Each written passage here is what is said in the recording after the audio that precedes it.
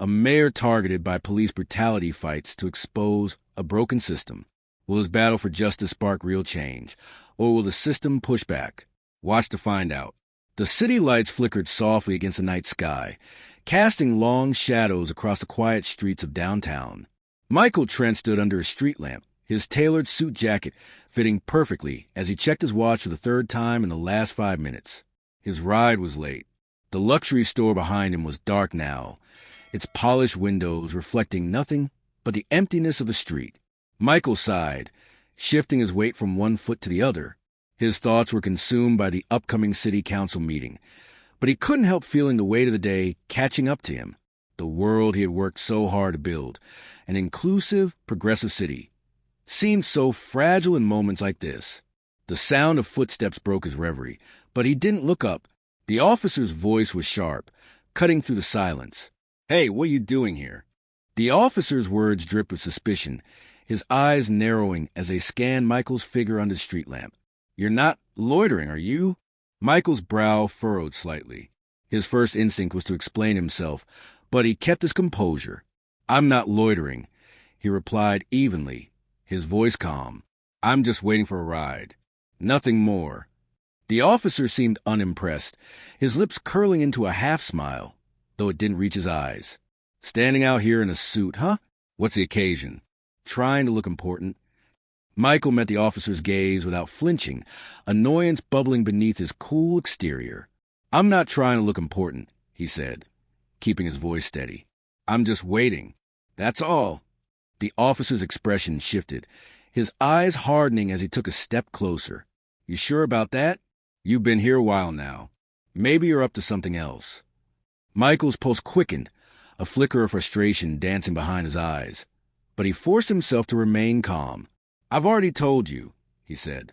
"I'm not breaking any laws. Just waiting." The officer stood tall, his broad frame towering over Michael.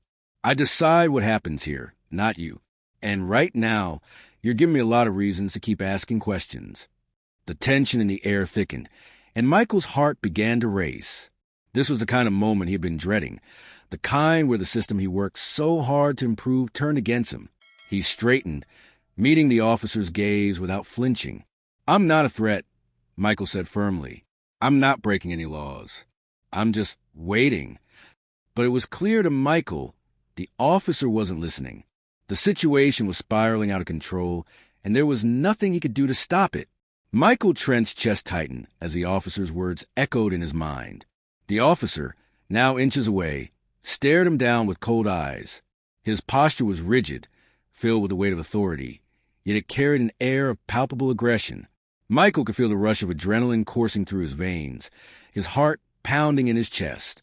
The officer's presence was like a physical barrier, one that he couldn't easily navigate around. "I'm just waiting for my ride," Michael repeated, trying to keep his tone even, though his frustration was beginning to show. "There's nothing else going on here." The officer's smirk deepened, a flash of hostility in his eyes. "That's funny," he said, stepping even closer. "You don't look like you're just waiting. What are you really doing out here?" His voice held the venom of someone who had already made up his mind about Michael. Michael swallowed hard, biting back the urge to argue. The weight of his position, the responsibilities he carried as mayor, seemed almost irrelevant now. In this moment, he was just a black man standing outside a store, being harassed by a man who had already decided his guilt. "Why are you doing this?" Michael asked, his voice rising slightly, frustration slipping through the cracks of his controlled exterior. "I'm not doing anything wrong. I've been standing here for 5 minutes, waiting for my ride. That's all." The officer's eyes narrowed. "I don't like your attitude," he said, his tone turning colder. "You're giving me all the reasons I need to think something's off." The air felt heavier, charged with tension. Michael could feel the officer's suspicion hanging in the air like a storm ready to break.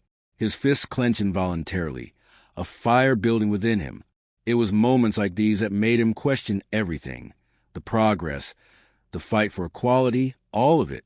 How many times had he heard the same tired arguments from people who refused to see him for who he was? A man, a leader, someone who had worked tirelessly for the city. Yet, none of that seemed to matter now. "I don't have time for this," Michael said, his voice low but steady. "I'm not a criminal." The officer stepped even closer, his face inches from Michael's now. "Funny. You sure act like one," he sneered. The rage inside Michael surged. He didn't want to escalate this.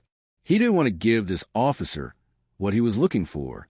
But the officer's aggression, the casual dismissal of Michael's humanity, it was too much. And suddenly, without warning, the officer's hand shot out, grabbing Michael's wrist with brutal force. "Get off me." Michael snapped, jerking his arm back, his heart racing. The officer's grip tightened. "You're not going anywhere," he growled, as he shoved Michael forward, slamming him against the glass of the store with an explosion of force. Michael gasped, pain shooting through his side as the cold glass bit into his skin. He could feel his breath coming in ragged gasps, but his mind raced. This wasn't how it was supposed to happen. He wasn't supposed to be treated like this, not after everything he had worked for. Through the haze of pain, Michael could hear the officer's voice, taunting, bitter. "Maybe next time you'll think twice before standing around in places like this." Michael's chest heaved as he steadied himself against the cool glass of the boutique window, the officer's hand still pressing against his back. He could feel the man's breath on his neck, the harsh weight of his grip suffocating. His heart thudded in his ears, not just from the shock of the violence, but from the realization that, despite his position, despite his years of public service, he was just another black man in the eyes of this officer. The officer's hand clamped down tighter, a sneer stretching across his face. "You're not getting away this time," he spat, his voice cold and unyielding. Michael's body stiffened. The rage was building within him, pulling into a tight knot in his stomach. He couldn't believe this was happening. He, the mayor of the city, reduced to nothing more than a suspect for standing in front of the store. The absurdity of it all made him dizzy, but he wasn't going to back down. "Not now. Let go of me," Michael said, his voice low, controlled despite the fire burning inside him. "You have no reason to arrest me. I'm not resisting, but I am not going anywhere with you unless you give me one good reason." The officer's face twisted with contempt, his hand still digging into Michael's arm. "I'm the one with the badge here. You don't get to decide anything. You just shut up and come with me." Michael's pulse surged, but he remained still. He was doing everything he could to stay calm, to not give this officer an excuse to escalate things further. But the officer, fueled by something far darker than simple suspicion, wasn't backing down. Suddenly, Michael felt a sharp pull on his wrist as the officer yanked him forward, slamming him into the cold, unforgiving glass of the store's window. His cheek scraped against the surface, a harsh sting shooting through his skin. Pain lanced up his arm as the officer held him there, pressing harder, like he was trying to break him. "You want to teach me a lesson, huh?" The officer growled in his ear, his breath hot and rancid against Michael's skin. "Well, I'm teaching you one." Michael fought the urge to struggle. He wouldn't give him the satisfaction. He would get out of this. He would not be reduced to a statistic. Through gritted teeth, Michael spoke, his words sharp and defiant. "You're making a huge mistake. You know that, right?" The officer didn't answer immediately. For a moment, Michael thought he'd lost him. Maybe the officer had realized the truth.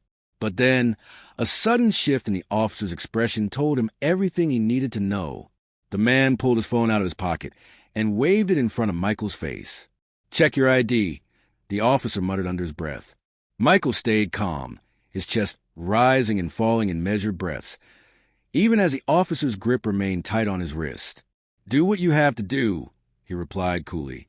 "But trust me, when you check it, you'll be regretting this." The officer paused, his smug expression faltering as he pulled Michael's wallet from his jacket pocket. As the man scanned the ID, Michael could see his face shift, the color draining from his cheeks. For a moment, everything felt still. The officer stared at the ID, his mouth hanging open. It took him a long moment before he muttered, barely audible, I didn't mean... You didn't mean to punch me?" Michael shot back, his voice dripping with disgust. You didn't mean to slam me into a window and treat me like a criminal? You thought I was... What? Just another black man to push around?" The officer stumbled back, the shock and embarrassment now palpable in the air between them. Michael stood tall, ignoring the ache in his arm, his eyes hard. This wasn't about an apology. It was about making sure that no one ever had to endure this again. "You should have thought about that before," Michael said coldly, his voice laced with restrained fury. "Now get off me." The officer backed away, his earlier arrogance replaced by a mix of fear and guilt. Michael, his mind racing, knew that this encounter wasn't over. Not by a long shot. As he stood, rubbing his sore wrists, Michael's phone buzzed in his pocket. It was Joshua. His assistant's voice came through, concerned but confused. "What happened?" "I was just about to." Michael silenced the phone and took a steadying breath. This wasn't just an incident anymore. This was the moment everything had to change. And he wasn't going to let this officer's ignorance define the rest of the night or his future. "I'll explain later," Michael muttered under his breath. "Just get here now." Michael's feet hit the pavement hard as he walked away from the officer, the cold night air biting at his skin, his anger bubbling just beneath the surface. His thoughts raced faster than his steps. How could something like this happen? How had it escalated so quickly? The officer had seen him standing there, a man in a suit, waiting for a ride, and immediately assumed the worst. The type of prejudice that lay at the heart of this encounter wasn't new to Michael. He had experienced it countless times before, but tonight felt different. Tonight, something shifted. This wasn't just about him anymore. Joshua's voice came through the phone, louder this time, filled with urgency. "Michael, what happened?" "I'm almost there, but you need to calm down." "What's going on?" Michael pressed the phone to his ear, trying to steady his breathing. "I'm fine," he said, though the words fell hollow. "The officer, Mason, he pulled me out of nowhere, thinking I was up to something. The second he saw me standing here, waiting for a ride, it was like I was guilty just because of what I looked like. And then..." Michael's voice trailed off, the memory of the officer's rough hand on his wrist still fresh. "And then he punched me, slammed me against a window. It got ugly fast." "Michael, that's insane." Joshua's voice crackled with disbelief. "You need to report this. This can't just slide." "I know," Michael muttered, shaking his head as he walked down the empty street. The city felt quieter now, the lights casting long shadows on the sidewalk, almost as if the world was holding its breath. "But I'm not letting it slide. Not this time. I don't care if he didn't recognize me at first, or if he thought I didn't belong in that neighborhood. The only thing that matters is that he assaulted me, and he's not getting away with it." Joshua sighed on the other end of the phone. "I'll be there in 5. We're going straight to the police station.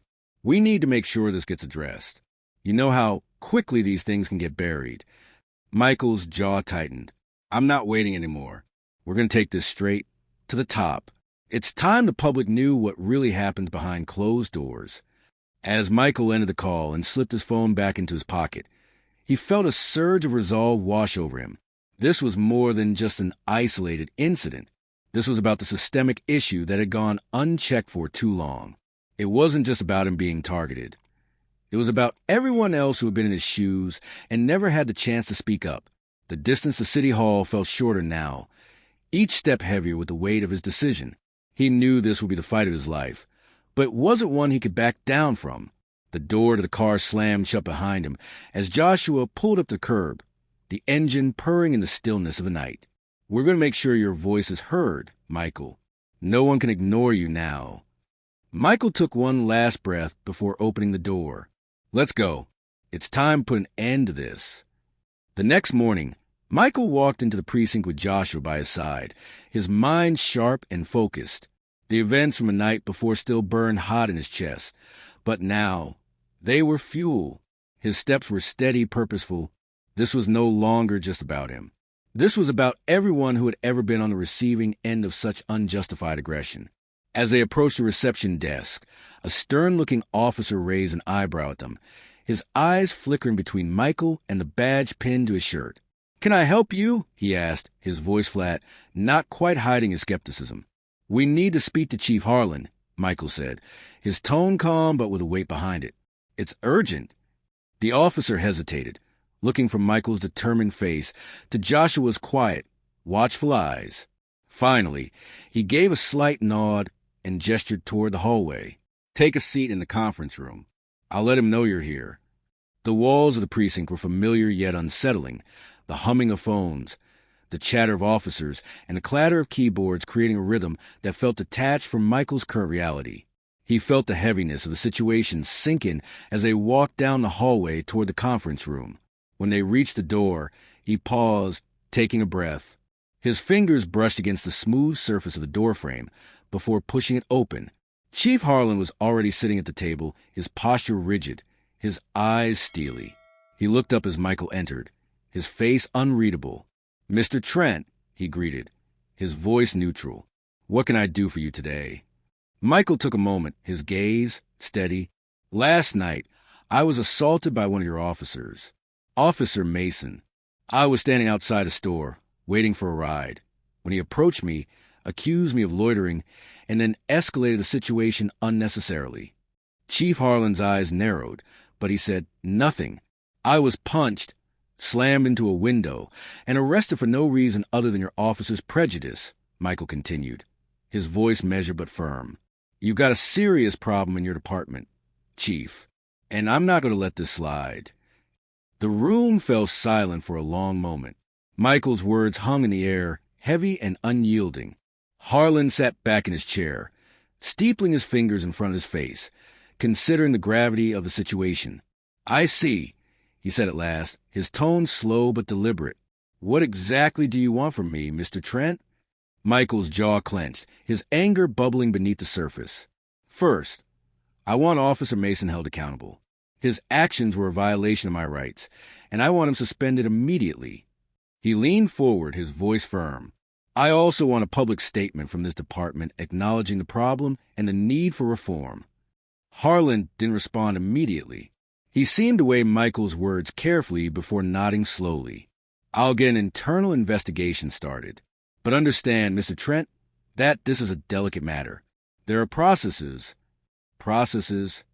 Michael interrupted, his voice rising slightly. "The process here is clear. Officer Mason used his badge to hurt me. He used his power to intimidate me, and that's the root of the issue. If your department is serious about reform, then you need to take responsibility, not hide behind bureaucratic red tape." Joshua stepped forward, his calm voice a sharp contrast to Michael's rising frustration. "We're not here for excuses, Chief," he said. "This is about real change. The people of this city deserve better than what's happening here, and it's time to make that known." Chief Harlan met Michael's eyes. "I'll handle the investigation, but understand that we'll have to be careful. Public opinion is already divided, and you know how the community feels about the police." "Then it's time to make them understand," Michael said firmly. "Start with Mason, and let's work toward real reform. This is bigger than just one officer." Harlan stood, signaling the end of the meeting. "I'll get back to you with the findings of the investigation." Michael and Joshua left the precinct, the tension still thick in the air. But as Michael stepped out into the cold morning light, he knew this wasn't the end. This was only the beginning. As they walked toward the car, Joshua broke the silence. "You made your point, Michael. The city's watching now." Michael nodded, a quiet determination settling in his chest. "I know, and I'm not backing down. This fight isn't just for me. It's for everyone who's been wronged." And with that, they drove off into the city, ready to face whatever came next. The next morning, the weight of what had happened was still fresh on Michael's mind. He walked through City Hall's grand entrance, the hum of conversation and the bustling footsteps of city workers, a sharp contrast to the quiet storm brewing inside him. His assistant, Joshua, was waiting for him outside his office, holding a stack of papers. He offered a quick nod as Michael approached. "Morning," Joshua said, his eyes scanning Michael's face. "I know it's been a long night, but I need to get your thoughts on these reports. The press is already on the case, and we need a statement for the public." Michael didn't respond right away. He was distracted, his thoughts spinning. The events from a night before felt surreal. How could a single encounter, standing outside a closed store, escalate into something so violent? And how could he let something like this happen under his watch as mayor? Joshua noticed a cloud hanging over him and placed the papers down.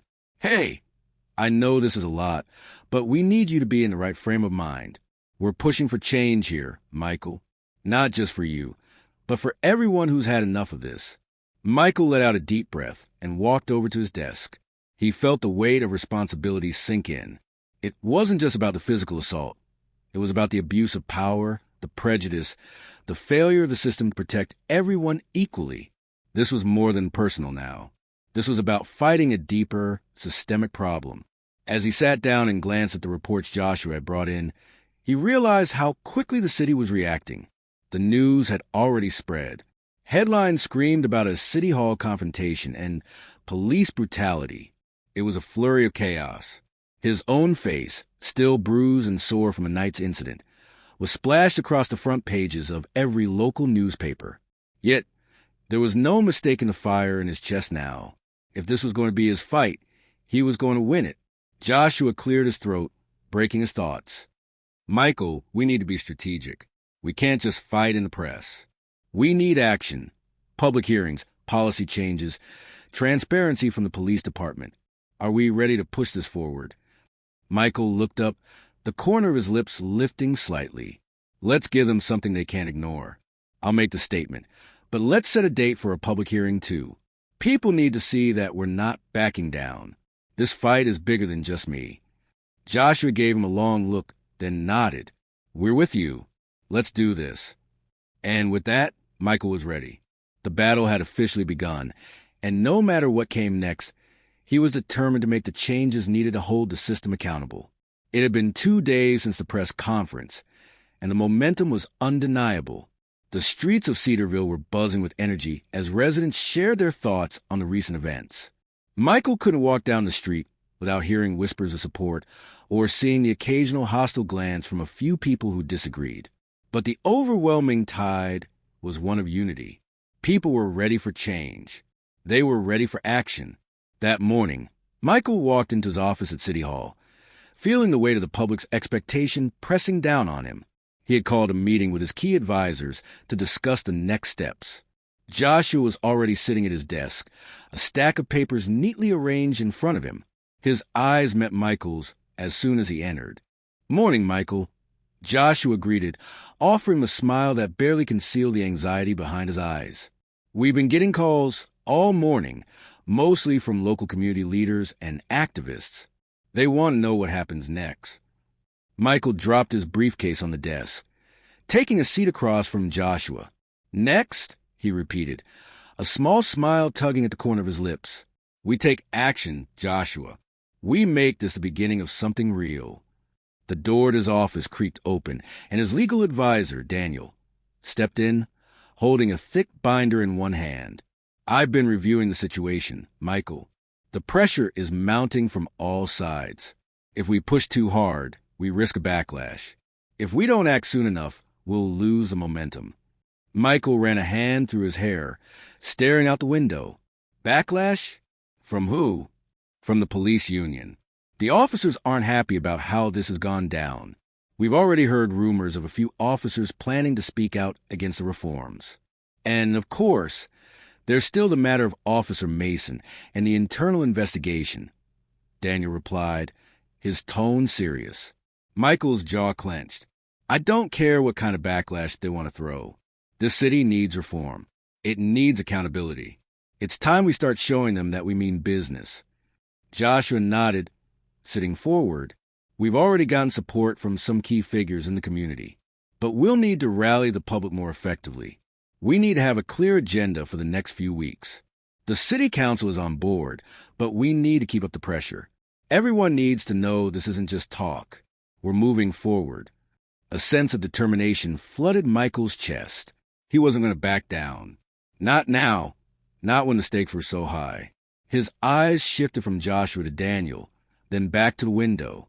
Cedarville needed more than just words. It needed change, action. "Get the press ready," Michael said, his voice steady. "It's time for the next phase. We'll hold the public hearing next week. The police chief needs to know we're serious. I want a full review of Officer Mason's conduct, and I want the people to see we're committed to real reform." Joshua and Daniel exchanged a quick look, then nodded in unison. Michael stood up, his resolve firm. Let's give them something they can't ignore. No more waiting. The day had arrived. Michael stood on the steps of City Hall, the chill of early autumn biting at the air, but he hardly noticed. The streets were lined with protesters, both for and against the reforms he was pushing. The murmurs of the crowd, the occasional shouts, and the blinding flash of cameras filled the air with an electric buzz. The city was waiting for him to make his move. But this wasn't just about him anymore. It was about everyone, every person who had ever been wronged or overlooked by the system. Behind him, the doors of City Hall creaked open, and his assistant Clara stepped out holding a folder. She looked at him, her expression a mix of support and worry. "The media's here, Michael. They're expecting you to make a statement." He took a deep breath, his hand gripping the podium. It felt heavier than usual today, as though it was waiting to be the launch pad for something much bigger than he ever intended. He turned to face Clara, his mind racing with all the details. "Let's do this. No more games." As he walked to the podium, the noise of the crowd grew louder, then fell into a quiet hush. The spotlight was on him now. The whole city, no, the whole state was watching. He adjusted the microphone and met the eyes of the camera, the weight of everything pressing on his shoulders. He could feel the tension in the air, thick enough to slice through. His voice was calm, but steady when he spoke. "Good afternoon, Cedarville," Michael began, his voice cutting through the murmurs. "Today, we stand on the brink of real change, not just because of one officer's actions, but because we've all had enough. This isn't just about my experience. This is about every single person who has ever been treated as less than human by those sworn to protect us." He paused, taking in the faces of the people in the crowd. Some were nodding in agreement, others scowling with disbelief. But Michael stood firm, unwavering. The events of the past week have exposed something that has been festering beneath the surface for too long. Systemic racism, police brutality, prejudice masquerading as authority. It's not just a problem. It's a cancer within our community. And he pointed to the crowd, to the people, "We are the cure." The crowd erupted, some cheering, others shouting, but he raised his hand for silence. "I'm not standing here just to apologize for what happened. I'm standing here because it's time to put our words into action. Starting today, we are introducing a comprehensive review of police practices. An independent oversight committee will be established, and every complaint will be reviewed with transparency. No more hiding. No more excuses. We will hold every officer accountable." The crowd's response was overwhelming. Cheers, chants, applause filled the space, but Michael's gaze didn't shift. He wasn't done yet. "I'm here today to tell you all, this is just the beginning. We will keep fighting until every one of us is treated equally, no matter the color of our skin. No more will people like me have to stand by in silence, watching as others are pushed aside for who they are. We'll fight, we'll rise, and we'll change the city. Together." He stepped back from the podium, his heart racing. This was his moment. The fight wasn't over, but today it felt like a win. And as the crowd roared in approval, Michael allowed himself to take it all in. Change was coming, and this time, nothing could stop it. The press conference was over, but Michael's mind was still spinning as he walked out of City Hall, the noise of the crowd still ringing in his ears. The reporters were swarming, but he didn't look back. He had just made a pivotal statement, one that would send ripples through the city, through the entire police force. But as his feet hit the pavement, a quiet realization crept in. This was just the beginning. The real work was yet to come. Clara, his assistant, walked beside him, her eyes scanning the growing crowd. "You did well," she said, her voice steady despite the whirlwind around them. "But we both know the real battle starts now." Michael nodded, his face set in determination. "I know. There's still so much to be done. We need the reforms, real lasting change, and we need them now. Not just for me, but for everyone who's been silenced or treated unfairly." The pressure was mounting, but he wasn't going to let it crush him. He couldn't. Too many people were counting on him. That evening, back in his office, Michael pored over the flood of messages that had come through. Support from the community, anger from some of the department's more defensive officers, and a slew of press inquiries. But one particular message caught his eye. It was from an old friend, someone who had been through their own battles for justice in the past. The message was simple, but the weight of it was heavy. You can't stop now. You've opened the door. Now you have to walk through it. The words hung in his mind as he sat back in his chair. The enormity of the challenge ahead was daunting, but he had taken the first step.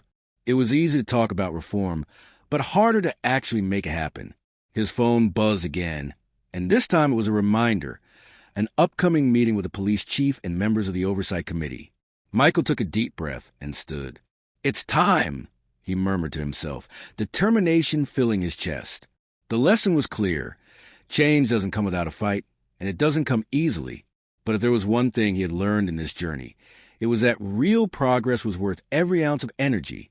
The next morning, Michael walked into the meeting with a clear focus. His mind was sharp, his resolve stronger than ever. He wasn't just pushing for a system overhaul. He was demanding accountability. Today, he would ensure that what happened to him, what had happened to so many others, would not be swept under the rug. The work was far from over, but now Michael knew true change was within reach, and he wouldn't rest until it was real. The days following Michael's press conference were a blur of meetings, phone calls, and discussions with community leaders. Every conversation seemed to amplify the same message. Change was coming, but it wasn't going to be easy. Michael felt the weight of it all, but he stood firm. The incident with Officer Mason was no longer just a personal injustice. It was a symbol of a broken system that had affected so many others in the city. By the time the review board meeting rolled around, Michael's resolve had solidified. He knew this was his moment, not just to hold Officer Mason accountable, but to push for meaningful reform that would shape the future of the entire police force. Walking into the conference room, Michael felt a steadying sense of purpose. The room was filled with tense faces, board members, legal advisors, and, of course, Officer Mason, who was now seated at the far end of the table, his hands folded nervously. The man who had assaulted him seemed smaller now, but Michael knew the fight ahead was much larger than one officer's actions.